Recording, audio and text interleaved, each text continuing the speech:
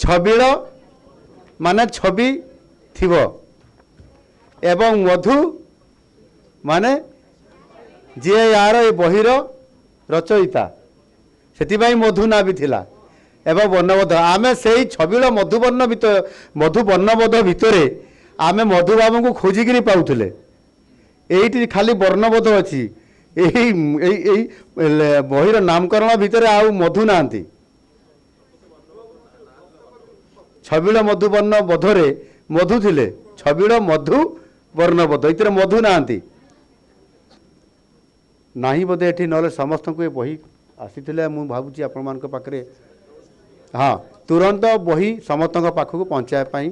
मुझे अनुरोध करुँची एवं से आम ए नूतनत्व करना जो कि कही जड़े बुद्धिजीवी किंबा ओडिया अस्मिता को लेकर यह प्रश्न उठे पारे 1901 मसीहा को आम आउ थे फेरिले नुआ रूप से तेणु ये ओडिया अस्मिता संपूर्ण भाव रखाई ये निश्चित भाव में बहुत बड़ कथा जब आप यथा समय मत देखले ना मुझे हड़बड़ी जाऊँगी जे कौन ए अच्छी नूतन संस्करण कहीं वास्तविक ए बिराड़ी कथा कहते प्रभात बापा कहीं से बिराड़ी से ढंग से अच्छी कि एटा एटा हाँ सेटा नुह एटा टिके एबे पतला ही ना मोटा ही पतला टिके बोधे नहीं सेठी जोटा आंकुले गोटे किंतु सहीटा आउ टिके आपन कोठी गोटे छविटा अच्छी कोठी देखा ना ना सेटा नुह आ गोटे कोठी अच्छी से पूरा आउ टिके बेसी हृष्टपुष्ट अच्छी से मु भावुची ये मूसा माने पढ़ी गला पर बिराड़ी भी खाइबार अभाव हितबो एबे टिके एते हृष्टपुष्ट तो जहाँ भी हो मत भारी खुशी लगिला ये बही जेभली भाव में आज आसी नुआ रूप से आसी से हरिण से 1901 मसीहार से बही भितर मध्य से ताहार प्रथम पृष्ठा ताको से एथिरे स्वतंत्रता देइछंती एणु निश्चित भाव में से बहुत खुशी लगिला आउ एथिरे मध्य किंतु आगे बढ़ा देले हाँ किंतु सेथिरे एते सुंदर भाव में से ताको लेखी जोटा छबिल मधु वर्णबोध थिला छबिल माने छवि थिव एवं मधु माने जी यार ए बहिर रचयिता से मधु ना भी थिला एवं वर्णबोध आमे से छबिल मधु वर्णबोध भितर आमे मधु बाबू को खोजिकी पाऊले ये खाली वर्णबोध अच्छी बहिर नामकरण भितर आउ मधु नांती छबिल मधु वर्ण बोधरे मधु थिले छबिल मधु वर्णबोध ये मधु नांती जमीती प्रभात बापा कहले जे मधु माने मिठा ये से मधु माने मिठा नुह मधु माने मधुसूदन राव गुगुल कहूँ तो मधु माने मधुसूदन राव जी ये बहिर रचयिता आ वर्णबोध ता सांगे मिसिकी थिला तो ठीक अच्छी से जहाँ भी हो एथिरे आमे सेते बेले मधु कहले मधु बाबू अर्थात मधुसूदन राव जे ये बहिर रचयिता आमे से सारस्वत साधकों विषय रे आमे जानिबा पई पाउथिले आमे ये जो वर्णबोधर वास्तविक छबिल मधु वर्णबोध बा ए संस्कार आमे ताकू वर्णबोध नामकरण पुनर्बार आउे रखीचु प्रथमर से ही मूल को आउे फेरी आमे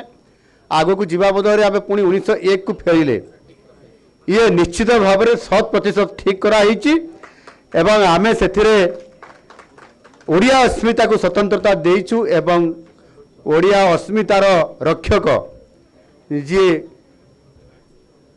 एथिरे स्वतंत्रता सेते बेले देइतिले 1901 मसीहारे एवं एक अणारे आमे आज ताको समर्थन करुछंती बहुत बड़ा खुशी कथा अच्छी एवं जदि एथिरे निश्चित भाव में से एभली भाव ये वर्णबोध को तैयारी करिसंती प्रस्तुत करिसंती आमे ताकू जदि ठीक भाव में अध्ययन करबा आज दिन में भी हमको अध्ययन करिवार आवश्यकता अछि एवं आमे जदि 100% ये बही को अध्ययन करिकी ताकू जदि आमे इम्प्लीमेंट करिया पई जिबा ताहले पढ़िबार आवश्यकता अछि एवं आहुरी ज्ञान आम पाखरे भी आम ये एठी आम ब्रेन भीतर से पहुँची माने पूर्णता दे पारि नथिबो हमको पढ़िबार आवश्यकता अछि आहरी पांडित्य आनिबार अछि ए बही पढ़िले निश्चित भाव में मिल पारिबो एवं तार भावार्थ आज जेमिति से कहिले एठी हमर प्रभाती अपा कहूतिले से कौन कहिला बिलेई आ मूसा जीव पड़ेई आसिलानी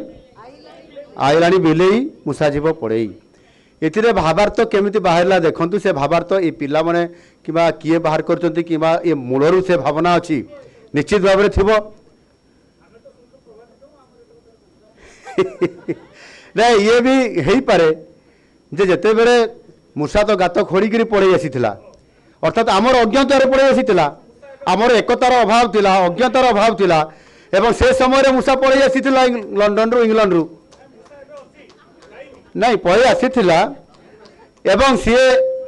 पड़े आसीथिला जते बेले बिराड़ी अज्ञतार पड़े आसीथिला एवं तार शक्ति को भी सेते बेले बिराड़ी जानि पारु नथिला कहीं ना सेते बेले मूसा ताहारो वंश विस्तार कर देइथिला शक्ति विस्तार कर देइथिला एवं जेते बेले बिलेई देखिला जे आज मोर असुविधा हो गलानी आज मते आज धमकौछि आज मूसा आज मते शासन करुछि मूसा मु आज हाथ गोड़ मोर बंधा हो गला मु आज मूसा को किछि करि पारु नाही समय आसिला बिराड़ी अरे सत्य तो मोर शक्ति अछि आ से शक्ति को मु कहीं प्रयोग करी ना ये शक्ति को प्रयोग करके मूसा को बर्तमान सहजरे मुझे पार कर पारि ना से मत शक्ति संचय करने पड़ो एवं मत मोर ये शक्ति सहित मोर बंधु मान को मत एकाठी करने पड़ो आउ मत मत विरुद्ध लड़ाई करने पड़ो आंदोलन करने पड़ो एवं तापर से लड़ाई कर आरंभ करला एणु आसला बिलेई तापर आसला आसीगला बिलेई आउ निश्चित भाव में मूसा जीव पड़ेई पड़ेला भी एणुक जदि ते भावार्थ को आम जदि वास्तवता को जीवा यही बिलेई कथा कहते यहाँ बोधे देखा जाई न पारे यही बिलेई यहाँ हूँ ओरिजिनल बोध हुए टी देखी देखी सियाड़े जातु तो जहाँ भी हो अति सुंदर कथा एवं से आज आम ये वर्णबोध को हृदयंगम करवा एवं एथिरे विभिन्न भावार्थ आउ गोटे भी जने कहूला अरणा महिषी रही अनाई महिषीर पाख न जाओ दनाई दनाई माने आमे आउ अरणा महिषी माने से इंग्रेज माने से कहउचंती कारण से समय लिखाई पराधीन भारतर कथा भितर से ताकू स्थानित करिसंती ता माने सी रही आमको कैप्चर करने आमको पराधीन कर बेसी दिन रखापी आमको से मूर्ख कर रखापी से लॉर्ड मैकले जो शिक्षा प्रचलन करते ये आमको वास्तव शिक्षा मूल्यबोध भित्तिक शिक्षा देशात्मक एवं आमको प्रकृत ज्ञान देवाई से शिक्षा प्रयोग करते आमको किरानी सृष्टि कर गुलाम कर रखापी से शिक्षा से लॉर्ड मैकले रखिते से बापा को से संपूर्ण भाव में कहीकि स्पष्ट करदे से युवक विचक्षण बुद्धि संपन्न युवक लॉर्ड मैकले